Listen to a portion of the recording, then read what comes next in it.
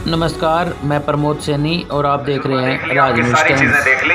मुझे नहीं पता ये सरकार आपकी कितनी सुनती है, लेकिन आम आदमी के हाथ में जिस दिन कलम आई, आप लोग दफ्तर में होगे, आप लोग काम पे होगे, आप लोगों को यहाँ नहीं बैठना पड़ेगा, ये वादा मैं कर सकता हूँ आपके लिए।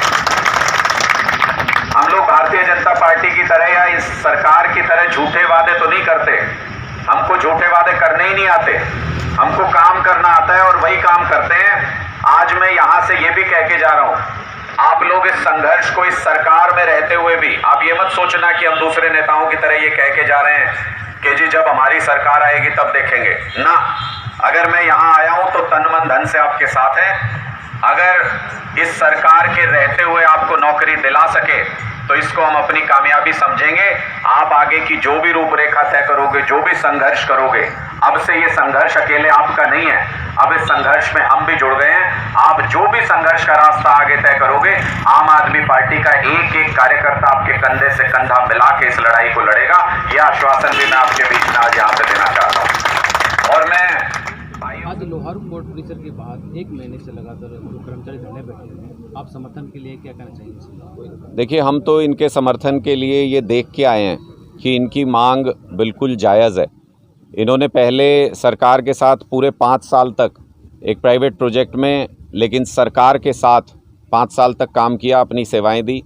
उसके बाद सरकार ने इनको लेटर ऑफ इंटेंट दे के ये भी कहा कि अब एआई के तौर पे आपको हम सरकारी विभाग के साथ अटैच कर देते हैं। मैं तो हैरान हूँ ये देख के कि 2019 से आप लोग काम कर रहे हैं और 2019 से लेके अभी तक इनको कोई पैसा नहीं दे रही सरकार।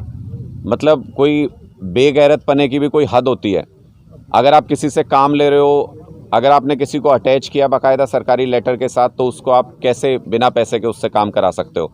दूसरा, ये पहला ऐसा धरना है जहाँ पे ये पक्की नौकरी नहीं मांग रहे, जहाँ पे ये सरकारी पक्की नौकरी नहीं मांग रहे। ये कह रहे हैं हमारे तजुर्बे के आधार पे, क्योंकि पशुपालन विभाग को इन लोगों की ज़रूरत है, इनको HKRN में ही कम से कम कॉन्ट्रैक्ट बेसिस पे इनको जॉब दे दें, ताकि सरकार के साथ मिलकर ये काम भी कर सकें, अपना घर भी चला सकें और अपना तजुर्बा भी हासिल कर सकें, जो काम इन्होंने शुरू किया है, जिसकी इनके पास एक्सपर्टीज़ है उसको लेके। लेकिन सरकार की कान पे जूं नहीं रेंग रही। मंत्री इसी विधानसभा से आते हैं, 8 दिन से आमरण अनशन पे 3 बच्चे बैठे हुए हैं, यहाँ पे 3 युवा बैठे हुए हैं, लेकिन उसके बावजूद भी मंत्री जी में इतनी शर्म लिहाज नहीं कि आपकी विधानसभा में ये लोग 1 महीने से बैठे हैं, 8 दिन से आमरण अनशन पे बैठे हैं। आप, मुझे नहीं पता ये मांग पूरी कर सकते हैं कि नहीं, मुझे तो नहीं लगता कि किसी युवा के ये कोई सपने पूरे कर सकते हैं, उनकी मांग पूरी कर सकते हैं। लेकिन कम से कम अपने इलाके में धरना चल रहा है उसके नाते, आपके यहाँ 8 दिन से आमरण अनशन पे बच्चे बैठे हैं उसके नाते, इनका हाल पूछने तो आ जाते, कम से कम इनको आश्वासन देने तो आ जाते, इनकी बात सुनने के लिए तो आ जाते। इसलिए मुझे लगता है कि ये निष्ठुर सरकार है। हमने इन लोगों से ये प्रॉमिस भी किया है, ये वादा भी किया है कि आम आदमी के हाथ में जिस दिन कलम आई, जिस दिन आम आदमी पार्टी की सरकार हुई, हम इनके तजुर्बे का इस्तेमाल करेंगे। पशुपालन विभाग को जो ट्रेंड लोग हैं उनकी ज़रूरत है। पशुपालन विभाग में बहुत ज़्यादा कमी है वर्कर्स की, और लगभग सारे ही सरकारी विभागों में लोगों की कमी है। हरियाणा के अंदर टैलेंट भी है, हरियाणा के युवाओं के पास वो क्षमता भी है कि वो नौकरी कर सकते हैं। उसके बावजूद 2 लाख सरकारी नौकरी हरियाणा के अंदर खाली हैं इस वक्त। ये बहुत ही दुर्भाग्यपूर्ण है, हरियाणा के युवाओं के भविष्य के साथ खिलवाड़ है। आगामी चुनाव नजदीक आ चुके हैं, तो आम आदमी पार्टी के चुनाव कैसे? आम आदमी पार्टी पूरी तरह से तैयार है। एक एक गांव के अंदर, एक एक बूथ पे हम अपने कार्यकर्ता बना चुके हैं। 1.5 लाख आइडेंटिटी कार्ड होल्डर आज के दिन में आम आदमी पार्टी के पदाधिकारी पूरे प्रदेश के अंदर हैं।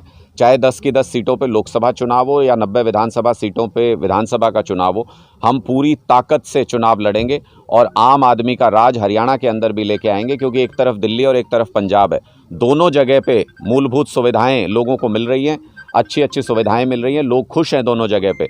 इसलिए हरियाणा के लोग भी इंतज़ार कर रहे थे एक विकल्प का। कांग्रेस, बीजेपी, इनेलो, जेजेपी, इनके बीच में चुनते चुनते थक चुके हैं हरियाणा के लोग। इसलिए अब नया विकल्प चुनना चाहते हैं। आम आदमी पार्टी वो मजबूत विकल्प बन के लोगों के सामने खड़ी है और इस बार चुनाव में आप देखेंगे कि पंजाब और दिल्ली से भी बड़ा मैंडेट हरियाणा के अंदर आएगा। 24 में आम आदमी की सरकार हरियाणा में बनेगी। अभी भाजपा ने ये बोला कि आओ घर चले, गाँव चले, इसके बारे में क्या कहना चाहिए? तो पिछले 9, साढ़े 9 या 10 साल से जब से इनकी सरकार है, तब तक कहाँ विदेश घूम रहे थे? तब गाँव याद नहीं आए? तब नहीं गाँव जाना था? वो 10 साल जो इनको वोट दिया लोगों ने, 2 बार सरकार बनी इनकी, वो किस लिए दिया था? गांव के विकास के लिए वोट दिया था। गांव के बच्चों के रोज़गार देने के लिए वोट दिया था।